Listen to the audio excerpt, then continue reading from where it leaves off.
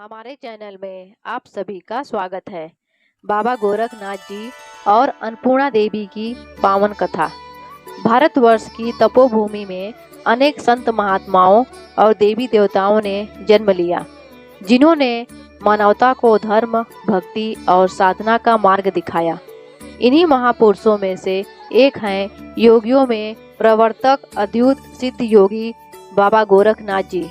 बाबा गोरखनाथ को भगवान शिव का अवतार भी माना जाता है। वहीं अन्नपूर्णा देवी माँ पार्वती का ही अन्य का रूप है, जो समस्त जगत का पालन करती है। इन दोनों महान आत्माओं से जुड़ी एक अद्भुत कथा है, जो श्रद्धा, तपस्या और भक्ति का अद्वितीय संदेश देती है। कहा जाता है कि भगवान शंकर ने पृथ्वी पर धर्म की रक्षा और योग विद्या के प्रचार हेतु बाबा गोरखनाथ को प्रकट किया। उनके गुरु बाबा मच्छंद्रनाथ थे। बचपन से ही गोरखनाथ ने कठोर तप किया और सिद्ध योगी बन गए। उन्होंने गुरु शिष्य परंपरा को अत्यधिक महत्व दिया और नाथ पंथ की स्थापना की। उनके जीवन का उद्देश्य था साधना के द्वारा आत्मा का परमात्मा से मिलन कराना। बाबा गोरखनाथ ने अपने जीवन में अनेक चमत्कार किए। वे योग बल से अदृश्य हो सकते थे, इच्छा अनुसार अपने रूप बदल सकते थे और मृत को भी जीवन दान दे सकते थे। उनके अद्भुत योग बल की ख्याति दूर दूर तक फैल गई थी। एक समय की बात है, जब पृथ्वी पर भीषण अकाल पड़ा। चारों ओर अन्न का अभाव था। लोग भूख से व्याकुल हो उठे। राजा, ब्राह्मण, साधु, संत सभी परेशान थे। तब देवताओं ने माँ पार्वती से प्रार्थना की कि वे धरती पर अन्न की वर्षा करें। माँ पार्वती ने अन्नपूर्णा देवी के रूप में अवतार लिया और काशी नगरी में अन्न का भंडार खोल दिया। वहाँ हर व्यक्ति को बिना किसी भेदभाव के अन्न वितरित किया जाता था। किंतु एक दिन भगवान शंकर ने माँ पार्वती से कहा, यह अन्न भी तो माया है, इससे क्या लाभ?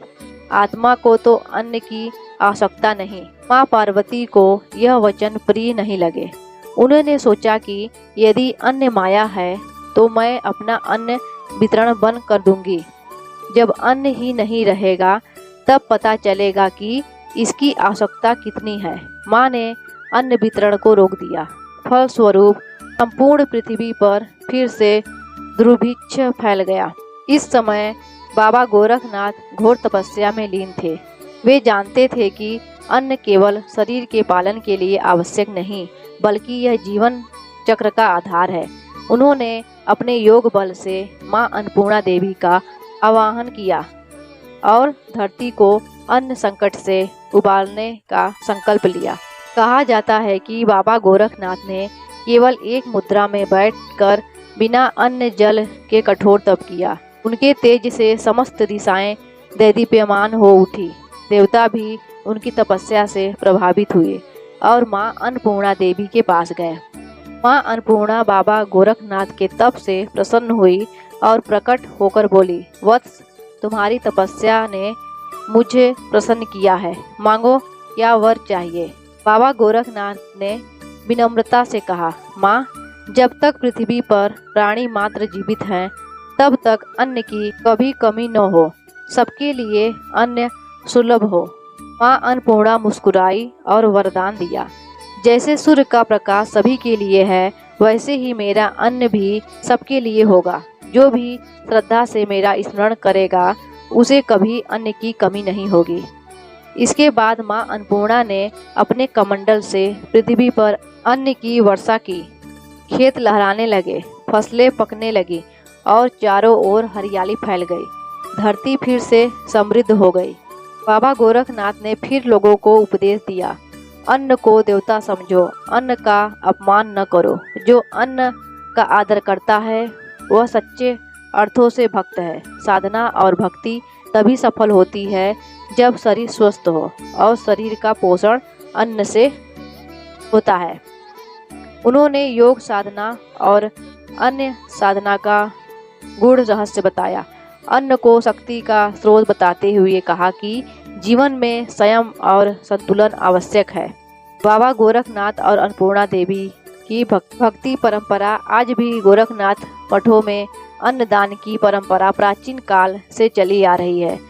भक्तजन बाबा गोरखनाथ के चरणों में अर्पित अन्न को प्रसाद के रूप में ग्रहण करते हैं।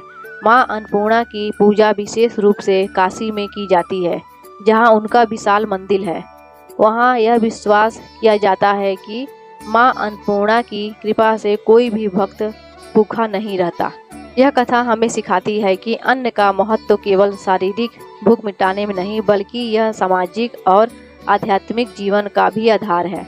अन्न का अपमान नहीं करना चाहिए और आवश्यकता से अधिक संग्रह नहीं करना चाहिए। जो अन्न का आदर करता है उस पर देवी अन्नपूर्णा और बाबा गोरखनाथ दोनों की विशेष कृपा बनी रहती है। जय बाबा गोरखनाथ, जय मां अन्नपूर्णा।